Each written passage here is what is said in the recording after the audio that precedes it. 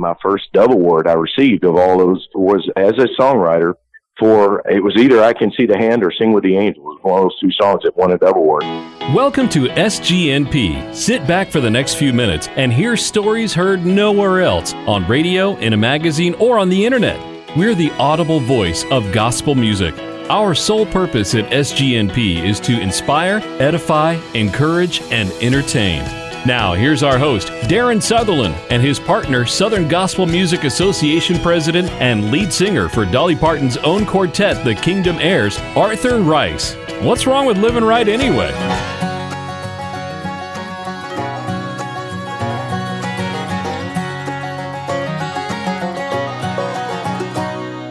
Some glad morning when this life is over, I'll fly away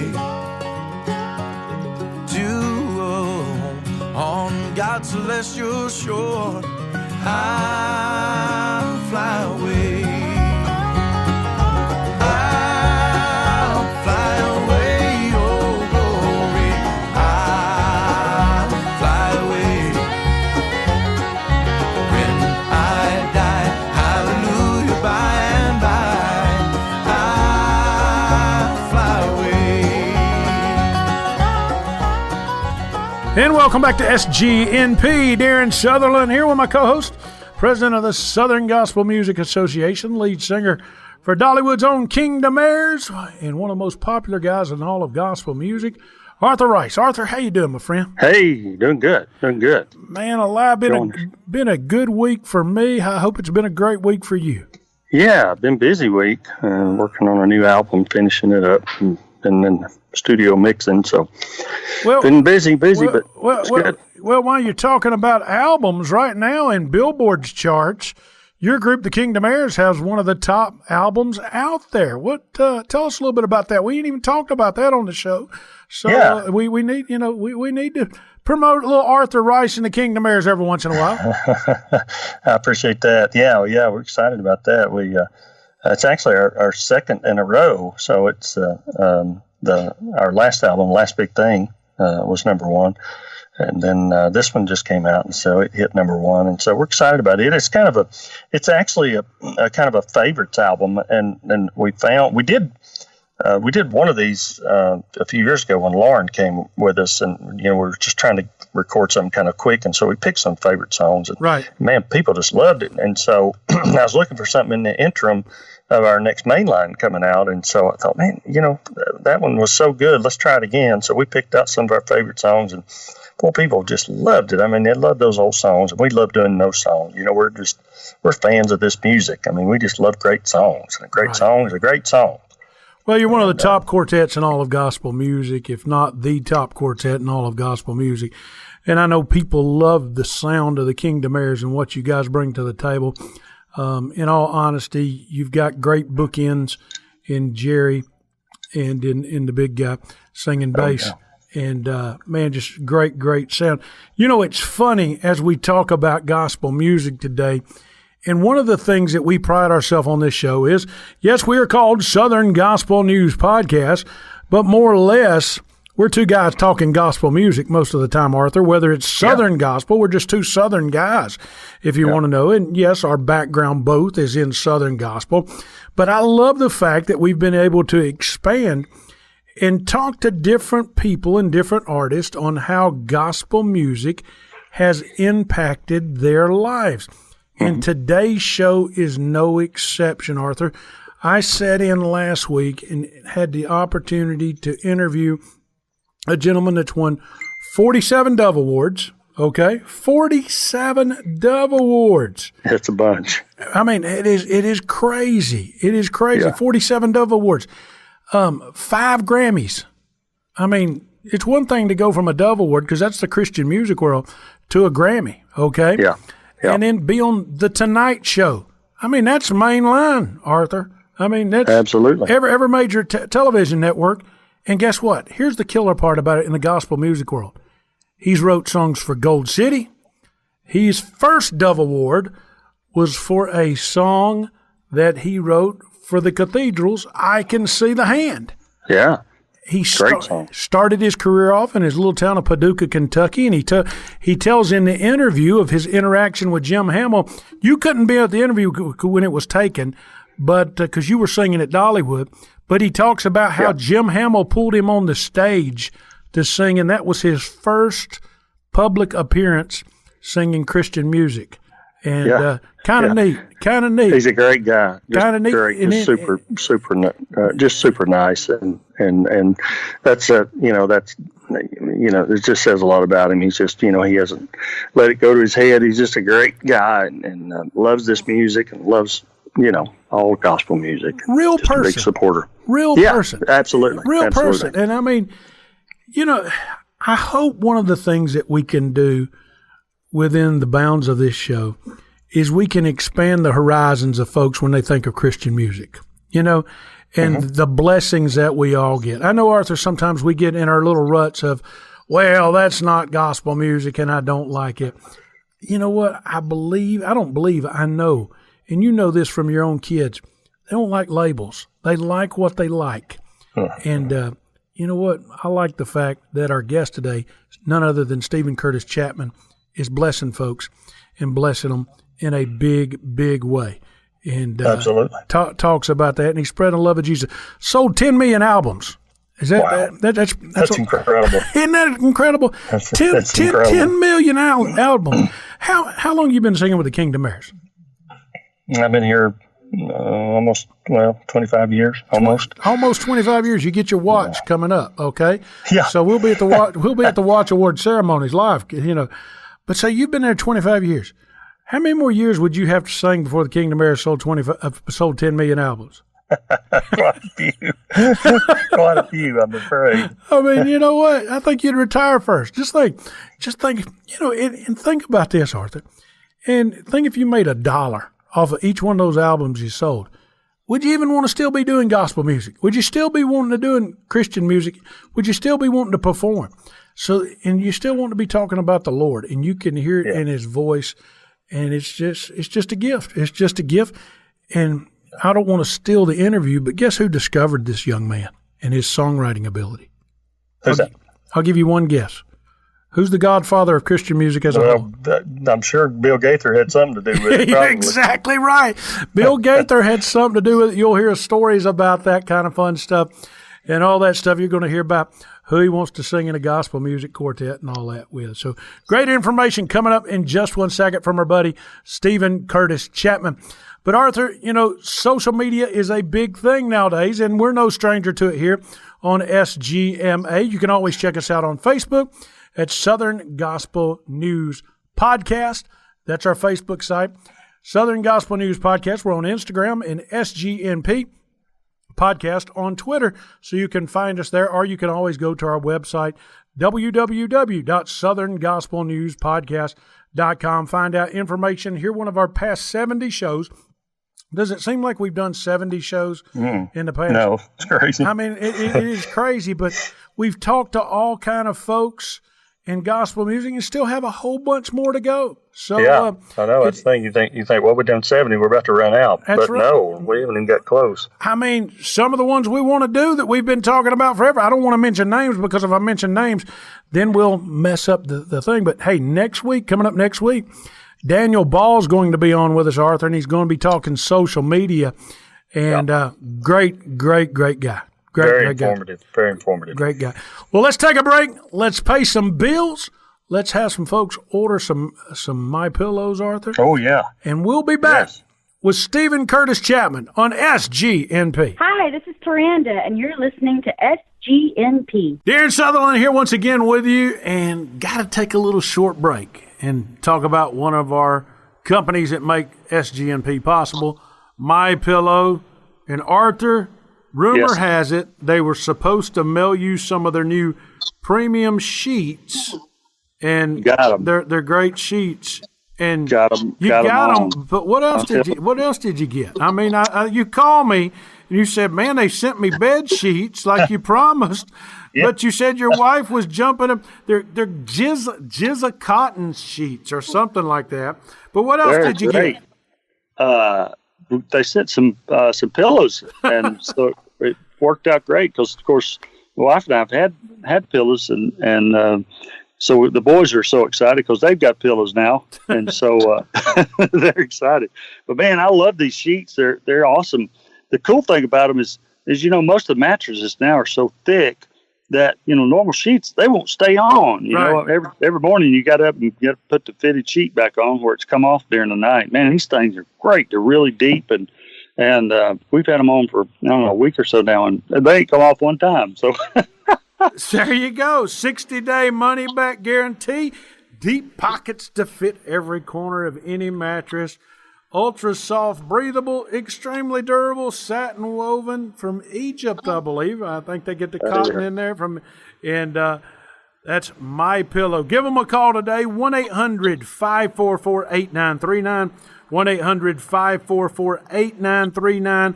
Make sure you use the promo code SGNP. For MyPillow, Mike Lindell and the guys support gospel music. Why not support a company that supports gospel music? MyPillow, 1-800-544-8939. Use the offer code SGNP. Get you some like Arthur. You like them, don't you, Arthur? I love them. No doubt. I will be here when you feel like being quiet, when you need to speak your mind. I will listen, and I will be here when the laughter turns to crying, through the winning, losing, and trying. We'll be together, 'cause I will be here.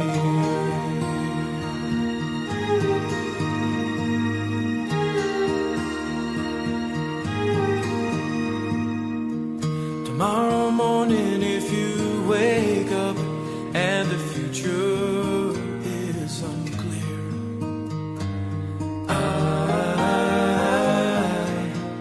I will be here. As sure as seasons are made for change, our lifetimes are made for years. So I will be here. I will be here, and you can cry on my shoulder when the mirror tells us we're older. I will hold you, and I will be here to watch you grow in beauty and tell you all the things you are to me. I will be here. I will be true to the promise I have made to you and to the one who gave you to me.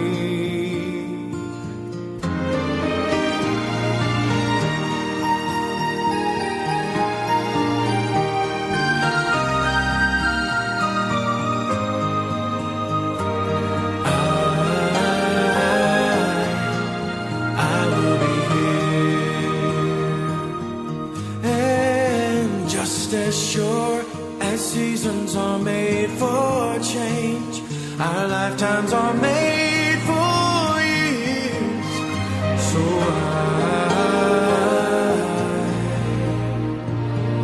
I will be here, we'll be together. I will be here. And welcome back to SGNP. Darren Sutherland here and on the Kia Skyline with us today. He sold 10 million albums, 58 Dove Awards, 47 number one songs, and I bet if I quizzed him, he couldn't name every one of them right off the top of his head. He'd have to look at a list. 5 Grammys. He's had appearances at the White House, on all major TV networks. Larry King, The Tonight Show with Jay Leno, currently has the number one bluegrass album in Deeper Roots. And we're talking to none other than Steven Curtis Chapman. Steven, how you doing, my friend? Well, I'm doing great, Aaron. It's so good to talk to you, and just excited to get to talk about my deepest roots, gospel music. I love it. Grew up singing it, and just thankful for what you do. Thanks for keep spreading the word and keep giving us the good word on gospel music. Man, we have a good time doing it. You're from up there in Paducah, Kentucky, and when I was doing my research, and looking into you, Steven, I said, man, Steven's wrote some great songs and he's done some great things. But when you started college, you wanted to go into pre-med. Is that because they built the Corvettes up there in Paducah and you never could afford a Corvette in any other lifestyle, and you wanted to be a doctor? Is that what it was? I think that's maybe it. No, what it was so I grew up in a musical family. Yeah. My dad's an amazing musician, great singer. Yeah. In fact, part of the reason I did this new album, Deeper Roots, was I wanted to get my dad to sing on a record with me while I could still get him. He's going to be 80 years old in June. Wow. Has a little music store there in Paducah called Chapman Music, and still owns it and operates it. Still there teaching guitar lessons every day at 79 years old. Nice. Just an amazing man. But I grew up with music all around me and playing music and singing. But when I got to college age or high school age, and I was starting to write songs and all of that, but my dad sat me down as a good father would, and he had barely finished high school and pursued music, and then God had really done an amazing thing in his life and our family's life. But my dad sat me down and he said, son, music is really hard to feed a family playing a guitar. And he said, I think you need to go get a real job, and then you can always dabble in music or, try that out. But, right now you're smart. God gave you a good brain. I had done well in school up to that point.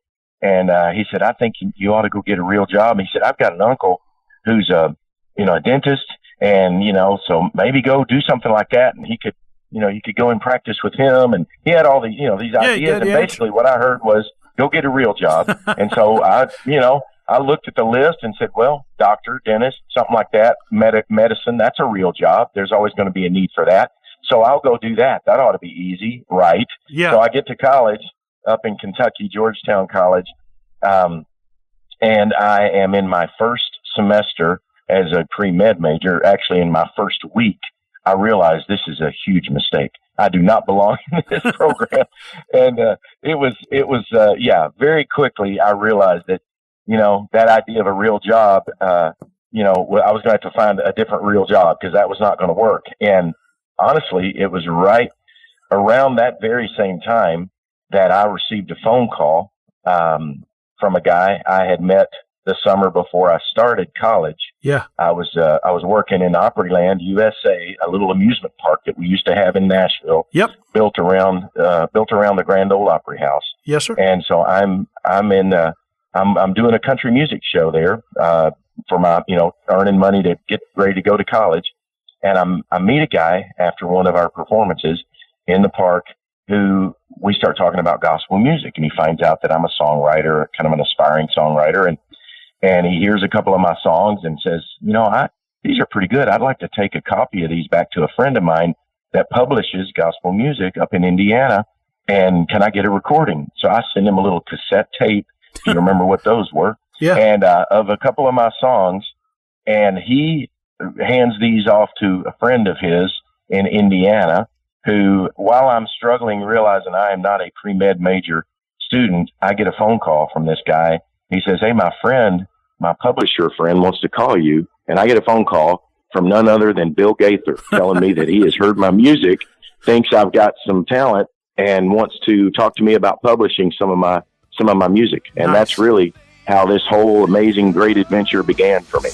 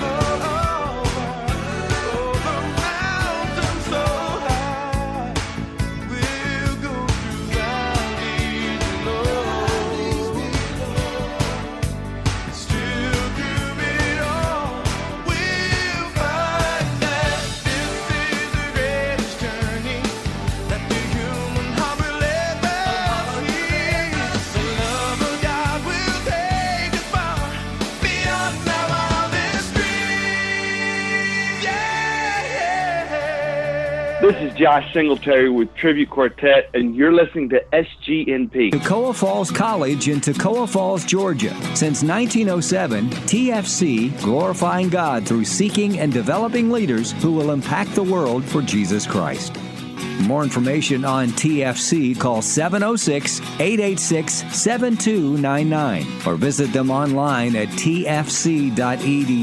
That's tfc.edu. So it all started with the Godfather of Christian music. Yeah, exactly. Bill Gates. I mean, he's the Godfather, whether it's Christian music, Southern gospel, whatever kind.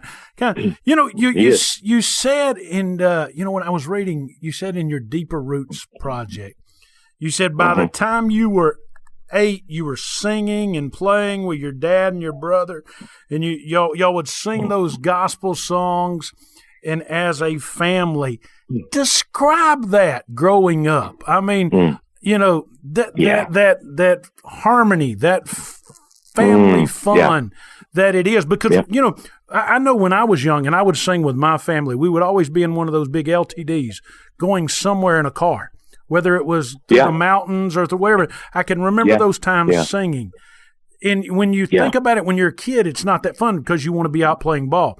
But when you get when you get to our age and you start thinking about it now, what was those times like for you, Steven? Well, you had a better car than we do. We had a Volkswagen Beetle, and we all would get in that. And my brother, who played upright bass, we'd go to church to sing together. We'd have 2 guitars, 4 people, and 1 upright bass sticking out the window because it wouldn't even fit in the car. Going to church in our Volkswagen Beetle. So that was our transportation. That was our first tour bus. But I remember music was joy for us. My dad had grown up without a father, and my dad's father left home when my dad was 3 years old. Never knew him. He died when my dad was 9. Alcohol destroyed him, and it was just a lot of shame, a lot of confusion and anger, and just a big void in my dad's life. So I grew up kind of in that, watching sort of that. My dad and mom got married. My mom was 16. Wow. It was a mess. And when I was 7 years old, 7, I think it was 7 years old, a revival came through a little church that we attended there in Paducah, Olivet Baptist Church. And God changed my family. He changed my dad's heart. My dad was pursuing music, country, folk, bluegrass music, great singer, great guitar player. But my dad at that point laid that dream down to pursue that and chase that dream. He was coming to Nashville all the time, trying to get started, and had some people interested, but he realized that he really knew that God said, if you want to be a father, and give your boys the father that you didn't have, and you go do this, you're going to be gone all the time. And so he made a decision to, lay that dream down, and we began to sing together as a family. He opened his little music store, Chapman Music, there in Paducah, that he still has now. And that became our, the music, gospel music. We learned, started singing Bill Gaither songs. We sing "He Touched Me," and my dad would say, "These words are true. This is what happened to me." Shackled by a heavy burden of guilt and shame, but Jesus touched me, and now I'm no longer the same. And so we'd sing those songs around the kitchen table, and my dad would cry, and he'd say, "Man, this is true. This is what happened." And now music meant something even more to my dad. And so I saw that as a little boy, that joy, and I loved music. I couldn't get enough of it. And so while, I'd get tired sometimes of sitting around singing these songs 100 times, because my dad believed that if you're going to do something for God, you're going to do it with excellence. So we were taught from an early age, you don't just get up in front of people and say, "Hey, let's throw this together." I mean, you're going to do it well. Everybody's going to know their part. We're going to rehearse it and practice it over and over again, which I'm grateful for, that I learned that at an early age.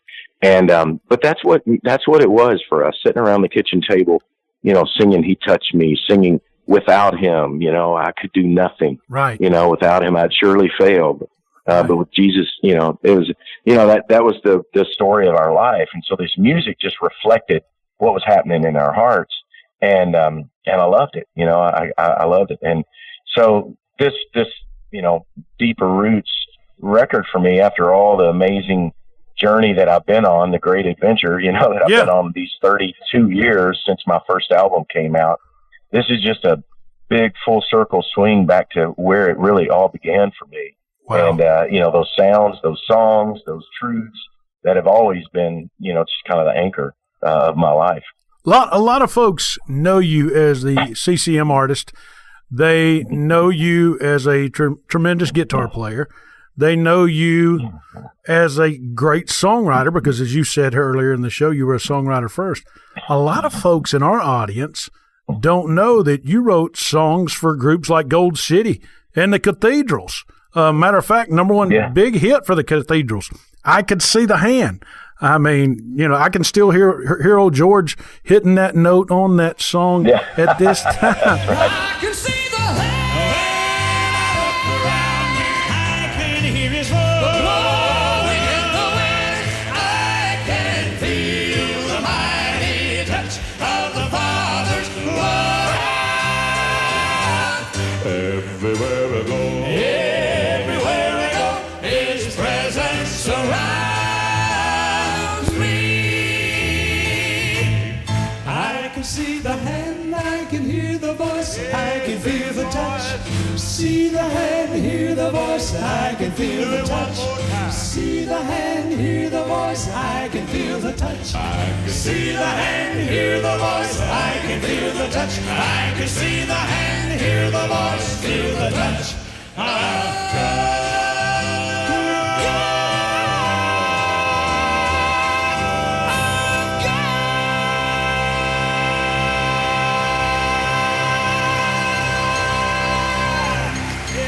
When you wrote those songs, and did you have gospel music, quartet-style music in your mind, or were those songs that the Lord just gave you and you sent them out, and that's where they ended up, quite frankly? No, I've loved harmony. I loved quartet music. I got a chance to sing with the Kingsmen when I was about 16 years old. Wow. On stage at a little place.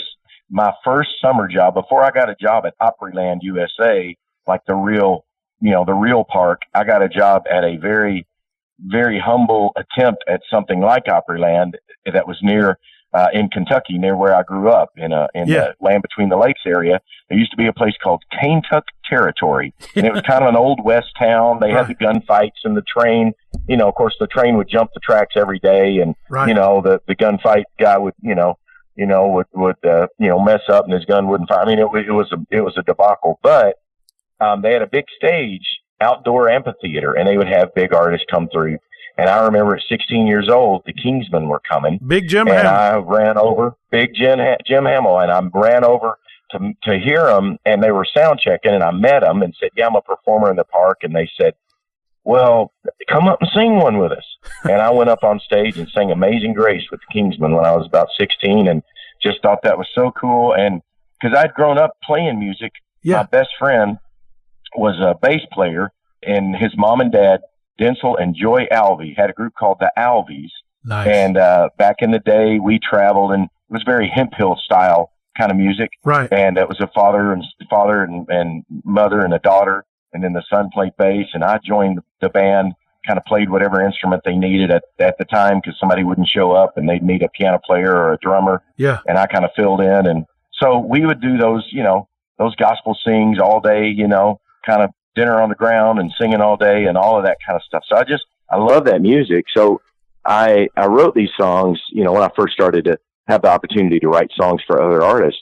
My first cut was with the Imperials, which, I had their albums all the way back to when they were really doing the Southern gospel style. And then they exploded into the, more pop music and contemporary Christian music. Right. The Oak Ridge Boys, I listened to those records, when I was a kid, so those were, again, I love music. I mean, I was listening to everything from, the Eagles to the, Doobie Brothers to the Oak Ridge Boys to the Kingsmen to the Cathedrals. I mean, whatever it was, if it was music, I loved it. So I wrote those. Those were some of the first songs. In fact, I think my first dove award I received of all those ones you mentioned was as a songwriter for, it was either I Can See the Hand or Sing with the Angels. It was one of those two songs that won a dove award. That was by Gold City, right? Pretty crazy. Yep. Yeah. Yep. Man, little did you know, 16 years old, you're up on stage with Jim Hamill and Squire Parsons, who wrote Beulah Land and all that fun stuff. Yeah. And we've got a great thing. You know, you've got a new project that just came out May 10th, somewhere around there. Great Adventures. Where do you go from here? I mean, like I said, 47 great number one songs. 10 million albums. That means about 5% of the folks in America have heard your music. If we just did sheer numbers, okay, out of 200 million people. I mean, think about it. 5 Grammy Awards. You know, your triumphs have been triumphant. Your losses in life have been magnified, but you still hold fast to the cross and you still hold fast to Jesus. What keeps you steady, Stephen, when all these waves, up and down, up and down, up and down? Because we all go through it, man. What keeps you? What keeps you lined up? What keeps your heart straight? Well, there's a song I had to re-record it on this record because it's so. People have often asked me through the years if you could only, if you got a favorite song, what is it? And I can never answer that favorite song question because they're all special. They're all favorites for different reasons. But what I can say, and I often answer it this way: if I could only sing one song of all the songs I've written, and probably even of all the songs I've heard, what would it be? And it's a song I recorded on my first album, and I circled back around and re-recorded it with my dad and my brother, and it's on this Deeper Roots album, and it's a song that simply says, "My Redeemer is faithful and true." Nice. And that is the bottom line for me. For all of this it's been the faithfulness of God, this journey. That has been the anchor. I have been on mountaintops that I never could have imagined. And my family and I crawled, through and been carried through, the valley of the shadow of death, right, with the loss of our little girl 11 years ago. Yeah. And through all of that, it has been God's faithfulness. It is, there's nothing else I can say. I mean, I don't have the answers. There's still a lot of questions. There's a lot, I don't understand. It's funny how the older you get, you think you're supposed to get wiser. And sometimes I think wisdom means, what you just begin to really understand what you don't know and how little you really do know and understand. And I think if we're wise, we just become more and more aware of how much we need God and how grateful we are for his faithfulness and his goodness. And that's been the anchor for me, for my family. It's sustained us. The fact that I get to sing music about it and write songs about it to encourage other people is an incredible blessing, an incredible gift, and just very, very grateful. My Redeemer is faithful and true, and everything he has said he will do. And every morning his mercies are new. My Redeemer is faithful and true.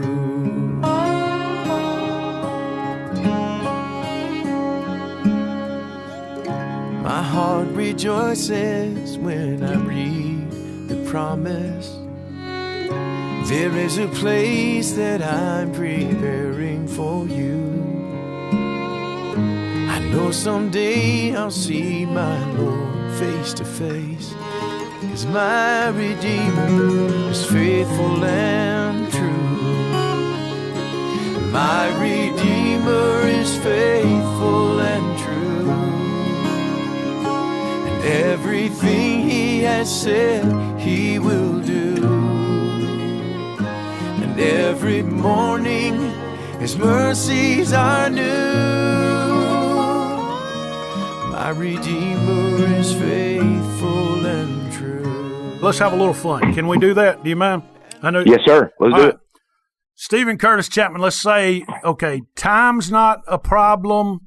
Location's not a problem. Travel's not a problem. Everything's convenient. Steven Curtis Chapman's going to start a quartet today. What part? What part do you sing, and what 3 people do you put around you? Well, I'm gonna. Yeah, it's my first answer. I'm gonna say it's gonna sound boring, so I'll have to make it a little more exciting because. Okay. I just performed. I was just with Jason Crabb a couple of nights ago. There you go. Doing a TV show together, and it's getting ready to air. And I had my dad and my brother singing with me. There you go. And there's just nothing that sounds like that. It's just the three of us singing together. But family Jason harmony. said, "Can I join?" Yeah. Family harmony's there's perfect. nothing like it. No, I mean, listen to the Martins. You know that. I mean, there's nothing like it. There's just something. Yeah, Isaac's there's something in the DNA of that. Yeah. So, but I'm singing the low part because that's what I grew up singing. My brother's singing higher, dad's singing melody, and then what I'm thinking though is that, you know, we had Jason the other day. Yeah. And so it's either one way or the other. I either want George Yount singing bass. There you go. And then we put that group together. Or I get Jason singing up on the high part, you know, and doing that because he's such an amazing singer. So, that would be special. That'd be fun. That'd be fun. See, me, I want to be like Mr. Gaither. I just want to be like the Godfather and sit over there and hum along with you guys. And just have a good time, have a good time, and smile, and smile the whole time. Man, you're coming up. I know you're going to Grand Ole Opry. Where did you realize that you said, "Man, I've made it"? God, you've put me here. Where was that point that you realized you made it, man?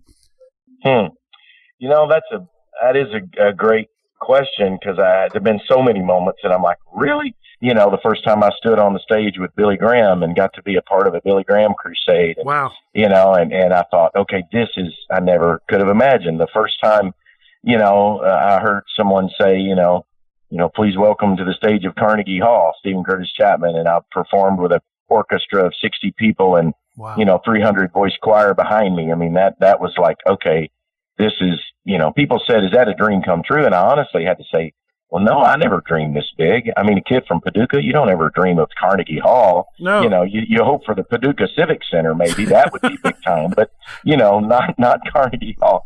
But, you know, so it's been all those, but you know, I think recently I did get to go back to the Grand Ole Opry, you know, where I sang when I was, 19 years old. I sang George Jones, He Stopped Loving Her Today, you know, on the Grand Ole Opry the first time and forgot the words. Thank you very much. to one of the greatest country songs ever written. Right. But I went back not too long ago and I got to go up and I got to sing my songs. You know, I got to sing I Will Be Here and I got to sing Cinderella and I sang The Great Adventure and I thought, I'm up on the Grand Ole Opry singing my songs. You know, I'm not singing George Jones songs or, somebody else's. And I thought, okay, this is pretty cool. I never would have imagined this. I think this is a moment that I kind of say, okay, that, I don't think I'll ever say I made it, that doesn't, seems like I'm still always going to be on the journey. But that was a moment where I thought, okay, this is pretty special, that I'm here as an artist in my own right. People are, know my music, know these songs. They're singing along with my songs, and that's pretty special. So I will dance with Cinderella while she's here in my arms. 'Cause I know something the prince never knew. Whoa.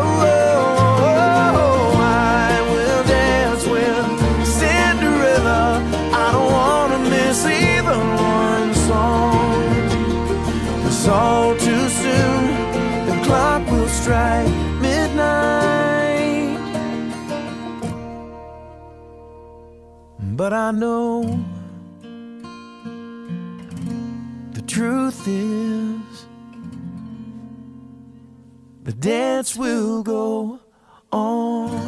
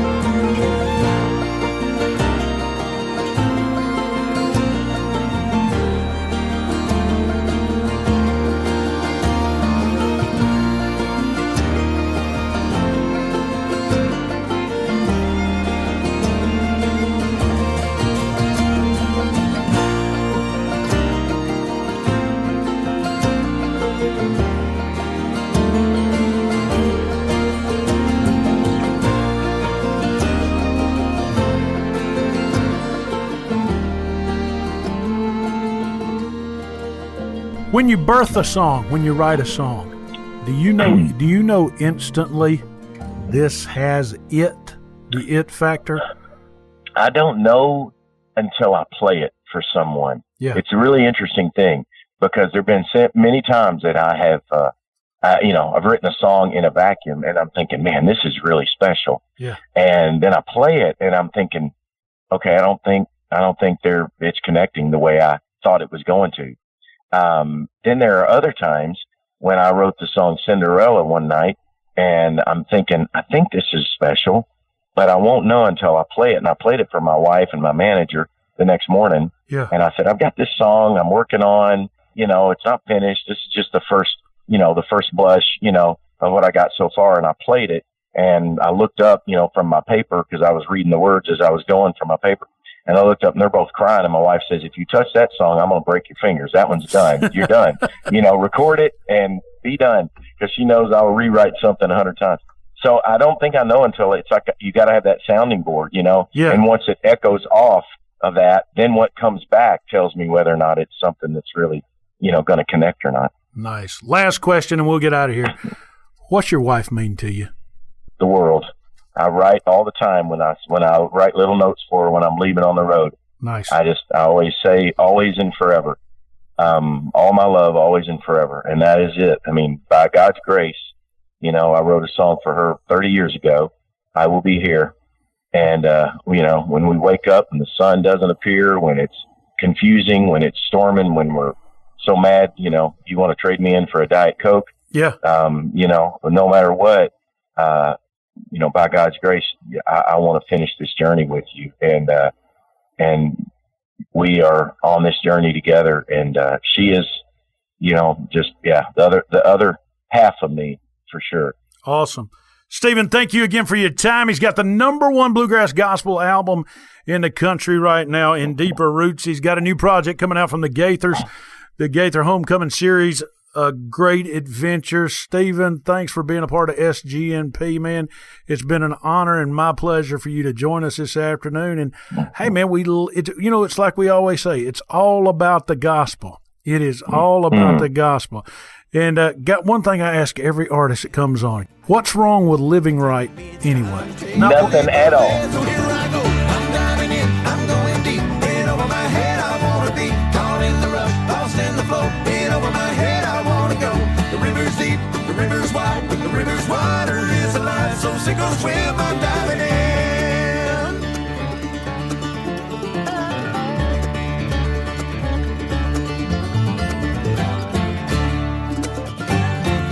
There is a supernatural power, and this mighty river's flow. It can bring the dead to life. It can fill an empty soul. Give a heart the only thing worth living and worth dying for. We will never know the awesome power of the grace of God till we let ourselves get swept away into this holy flood. If you'll take my hand, we'll close our eyes and count to 3 and take the leap of faith. Come on, let's go. I'm diving in, I'm going deep. In over my head, I want to be. Caught in the rush, lost in the flow. In over my head, I want to go. The river's deep, the river's wide. The river's water is alive. So sink or swim, I'm diving in. Steven Curtis Chapman on SGNP.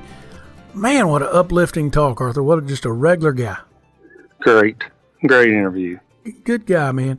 I think the things that just amazed me with the tenor of the interview was just his overall love for Christian music and his love for the Lord, and just to keep going. Even in the face of adversity, he kept going. Highs and the lowest lows.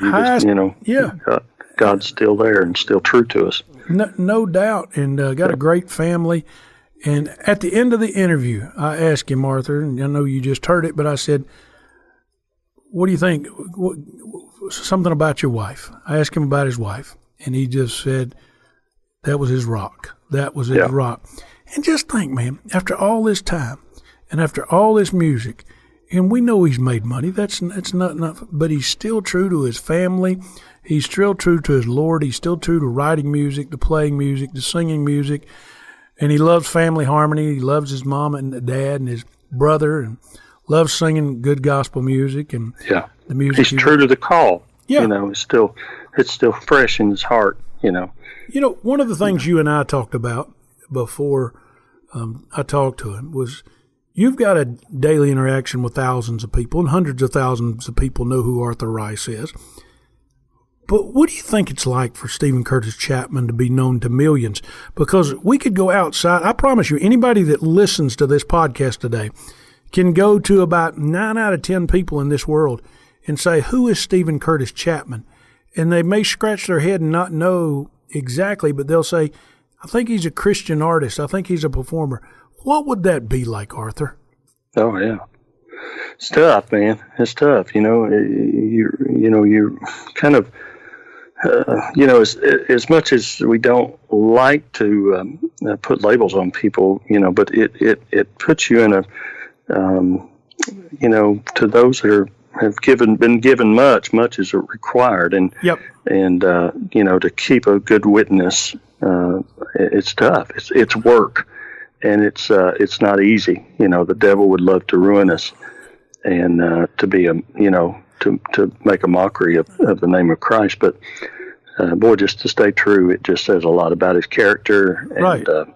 And just a great witness. And he's human just like the rest of us. Mm-hmm. I mean, Arthur Rice can walk in Tony Gore's up there in Sevierville, and everybody's, oh, hey, Arthur, how you doing, da-da-da-da-da. And, yep, if there's gospel music fans over there, everybody's peering at your table. Could you imagine not being able to walk into a Chick-fil-A anywhere in the country and them saying, that's Steven Curtis Chapman, they're asking you for an autograph? You know what I'm saying? Yeah, well, yeah. That's kind of tough. I've done the same thing. There's Steven Curtis Chapman. Well, he's a hero. He becomes a hero. In the faith, and not that he's superhuman or that we're all human and we all struggle with that. And so it's a good encouragement and a good witness that that we can all stay true to that call. We don't have to be performers or on a stage. We're supposed to be called to be a witness for Christ, and that's the most important thing. And we need to, even when we stumble and fall, the best thing to do is just get up and keep going. That's what Christ wants us to do. There's no doubt in my mind that Arthur Rice was not called to be a gospel music artist and sing music about the gospel. And contrary to popular belief in some of these hardliners out there who don't like contemporary Christian music, there's not a doubt in my mind that the good Lord didn't call Steven Curtis Chapman to be a songwriter of not only Christian music, but gospel music, but to touch thousands. Yeah. Let me ask you this, and I'm gonna pose this question to you, and we ain't even talked about this in our show preparation or anything like that, so I'm catching Arthur totally off guard. When you're traveling on the road, and you see these contemporary stars, or I don't want to say contemporary stars because we're really not stars, but these contemporary performers, the Michael W. Smiths of the world, the Amy Grants, the Steven Curtis Chapmans, the Mac Powells, and you say they're singing about Jesus. Sometimes, are you guys in awe of what they do, or are you thinking, man, they've just got a different audience? What's your thought process? What's the Southern gospel artist thought process on that? Well, here's my take on it is, he reaches people that I can't reach, and I reach people that he can't reach. The secret is just being in a place to where we can bloom where we're planted. And I know we've talked about this before, but how important that is. It doesn't matter where you are in life and whatever you're doing. God wants us to bloom right there, wherever we're planted. And that's where he planted us. That's where he wants us, whether it be in a factory or working in an office or being on stage or whatever it is. We are all to bloom where we're planted. And that's where that's where we can lead others to Christ, because they just want something real in this world of fake everything. They want something that's real, and that's how I look at it. I mean, they're doing stuff I can't do, and I'm proud of them, you know. And in the same respect, I'm doing stuff that they can't do. we're all proud of each other, and we all work together. We all work for the same person, Yep. and doing the same job, and that's to tell folks about Jesus. Somewhere, and I'm going to say this, Arthur, and I'm going to be a little controversial when I say this, and you don't have to agree with me. You can laugh. You can do anything you want. Somewhere in the world today, listening to this podcast, somebody's saying, I can't believe Darren had that Steven Curtis Chapman. He's not a gospel music star. But they learned that he wrote one of their favorite songs by their all-time favorite group, the Cathedrals, I Can See the Hand. He wrote songs for Gold City. Yeah. And the king of gospel music, if there is one, discovered the man in Bill Gaither. So, man, it's the ties that bind. Lord puts us all here for a reason. Absolutely. Hey, man, talking about the Cathedrals, let's talk about the SGMA before we close. Yeah. And the fundraising opportunity, I think before we started the show today, we had about $4,400 raised to move that bus from Oklahoma. Tell the story real quick. I was just very encouraged by the outpouring that we had our goal was to try to save the Cathedral's bus. It was fixing to go to scrap. And this is from the Hall of Fame. Yes. And we were trying to save it, and it's in Oklahoma, and the engine's blown in it, and there's no way to drive it, so we have to have it hauled here, towed from Oklahoma to here, and it's very expensive. And so we kind of plateaued a little bit. We still need we have a deadline of next week that we have to have the money to do that.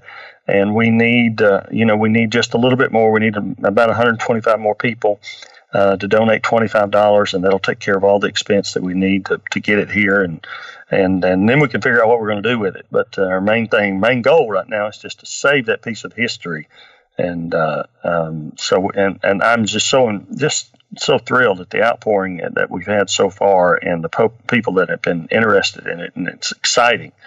And so we just need a few more folks to get involved and to help us. And you can go to sgma.org. Right on the front page, there's a button right there where you can click and donate $25. That's not a lot of money. And and for that, we're giving away that DVD CD combo of the Cathedral's reunion and at NQC. And we would love for you to come out and have one of those and pick one of those up. We still got the drawing for the autographed picture of the Cathedrals for anyone who donates $100 or more, and they'll be going into a drawing to receive that picture. And so that's a pretty good memorabilia there to have. And for that contrary deacon sitting next to that loved one at home right now that says, what if they don't make it to their goal? What are they going to do with the money? SGMA is going to keep it, okay? There you go. And we're going to build a better exhibit. Hey, Arthur, but here's what I want to say.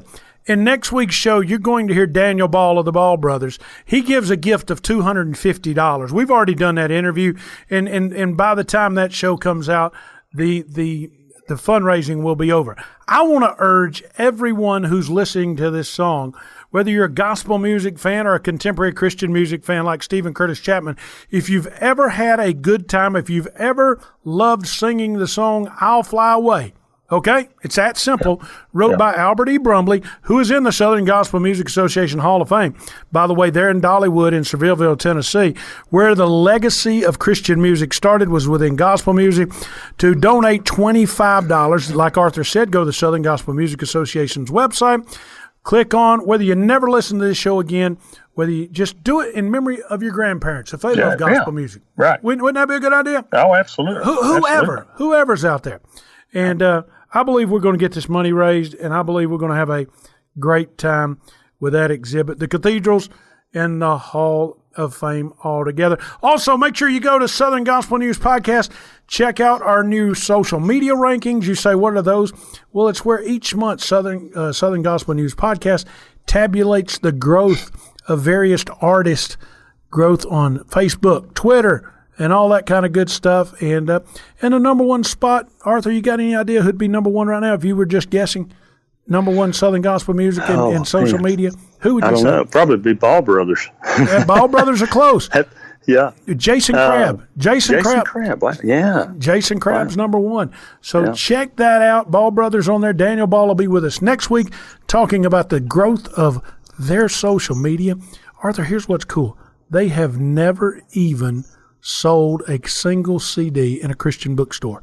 That's incredible. Ain't that crazy? Ain't that crazy? Anyway, we got to get out of here, time permitting. And, buddy, thank you for being a part of this. I'm sorry you didn't get to sit down with Steven Curtis Chapman. Yeah, me too. I missed that. But it was a great interview. It was fun, and we're going to have a good time. Arthur, before we get out of here, we always ask this. Yep. What's wrong with living right anyway? Not a thing. Not a thing. You've been listening to SGNP. Thank you for listening to SGNP. If you're listening on radio, please note you can listen to our podcast 24/7 on your own schedule. Just download wherever you get your podcast from, or visit us online at southerngospelnewspodcast.com. To hear it on your smart speaker, just ask Alexa or Google to play Southern Gospel News Podcast. And after listening, please leave a remark in the remarks section and subscribe, and you'll receive our program free every Friday. And remember to check out Southern Gospel News Podcast social media for daily fun and giveaways. We're the audible voice of gospel music. We look to uplift you every week. SGNP, where it's all about the gospel.